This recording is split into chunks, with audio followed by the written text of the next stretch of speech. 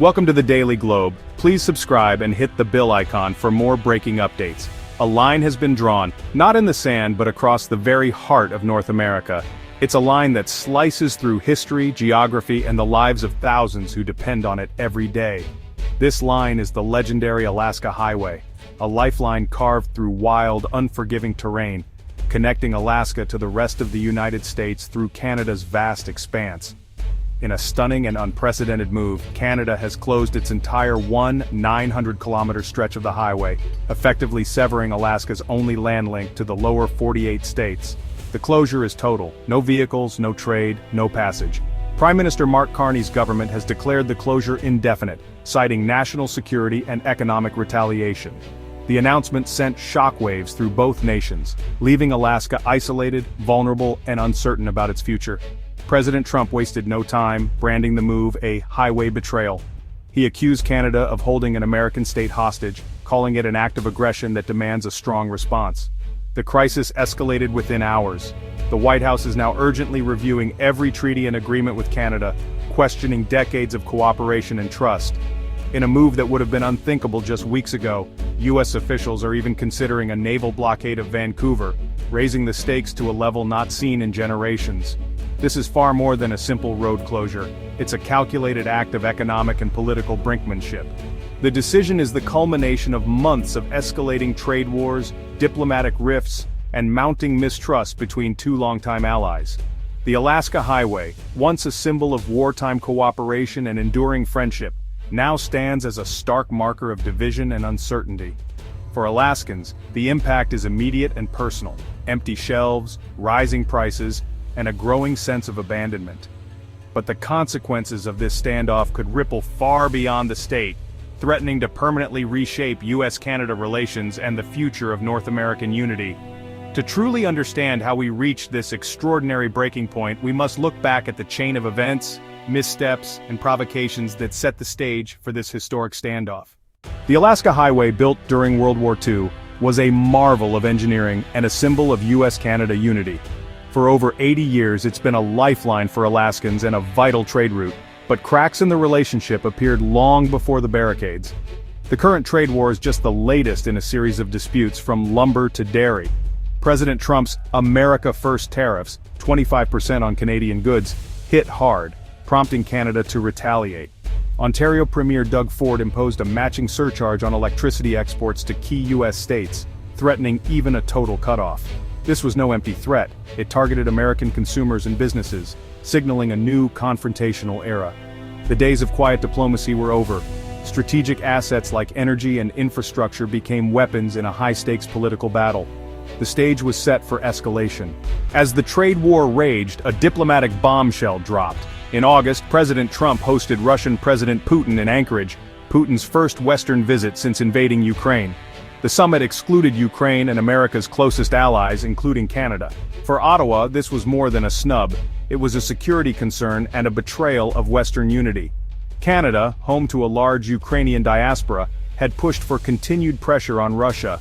The Anchorage summit signaled a willingness to appease an aggressor, undermining the alliance. The fallout was immediate. European allies were alarmed, and Canada's frustration turned to fury. Foreign Minister Anand later called the highway closure a measured and sovereign action, a direct response to being sidelined. The road to the blockade ran straight through the Anchorage summit. Trust between the two nations was shattered. The economic conflict exploded in March 2025 when Trump's tariffs hit Canadian goods. Markets tumbled, and the integrated North American economy was thrown into chaos.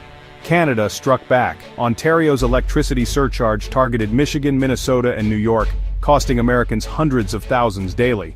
The interconnected power grid meant ripple effects across 22 states. Canada's willingness to weaponize energy marked a new level of escalation.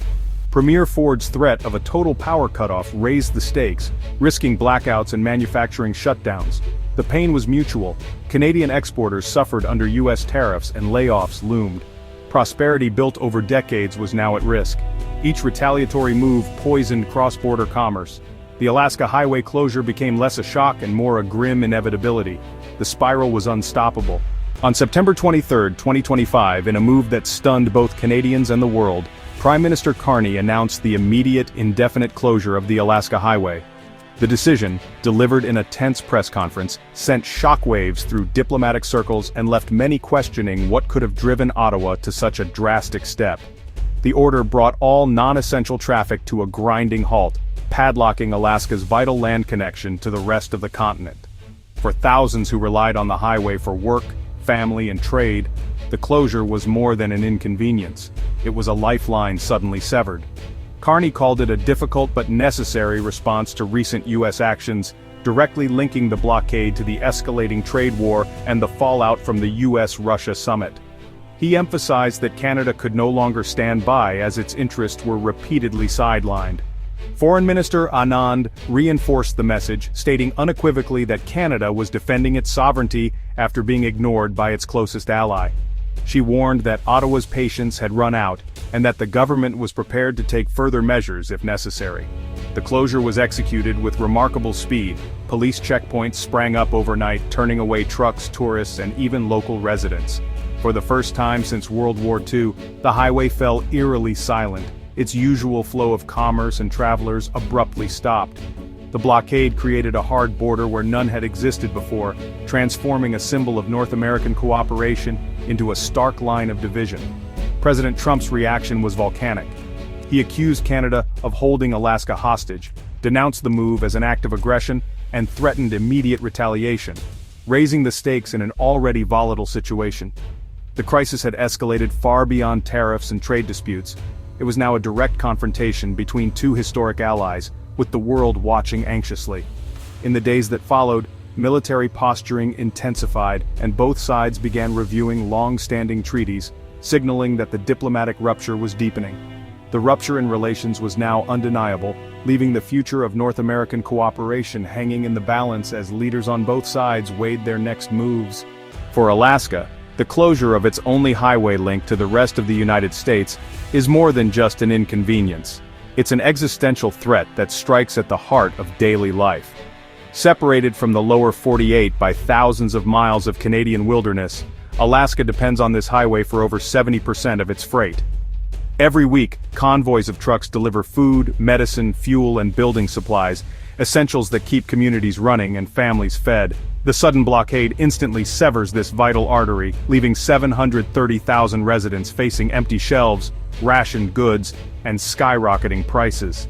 Panic buying sweeps through stores as people scramble to secure what little remains. Retailers and suppliers are forced to scramble for costly alternatives, turning to air and sea freight. But these options are limited and expensive, driving up the cost of living for everyone and putting immense strain on small businesses. Meanwhile, Alaska's $15 billion tourism industry, once bustling with hundreds of thousands of annual visitors, has ground to a halt. Hotels, cruise lines, and tour operators are shuttered, and the ripple effects are felt across the state. The indefinite closure threatens the livelihoods of thousands, from hotel owners and restaurant workers to fishing guides and local artisans. Entire communities that depend on seasonal visitors now face an uncertain future. Dr. Anya Sharma of the Arctic Institute warns that if the situation continues, Alaska could soon face a full-blown humanitarian crisis, with vulnerable populations at greatest risk. Even a short-term closure is deeply disruptive. An indefinite one could dismantle Alaska's economy, unravel its social fabric, and leave lasting scars on its communities. Alaskans, caught in a conflict not of their making, now face the harsh reality of isolation, uncertainty, and fear for the future. Families gather around radios and televisions hoping for news and answers. The stakes have never been higher, and the world is watching to see how Alaska will endure this unprecedented crisis. Experts warn the U.S. Canada rift is unprecedented and dangerous. Dr. Anya Sharma calls the blockade economic warfare with no clear exit and a real risk of humanitarian disaster as winter nears. Former NSC advisor Jason Israel links the crisis to the Anchorage summit, arguing it's the result of U.S. unilateralism.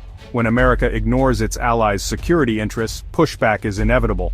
European analysts say any Ukraine deal that concedes territory to Russia would be a victory for Putin and a blow to international norms. Canada saw the summit as an assault on the world order it helped build.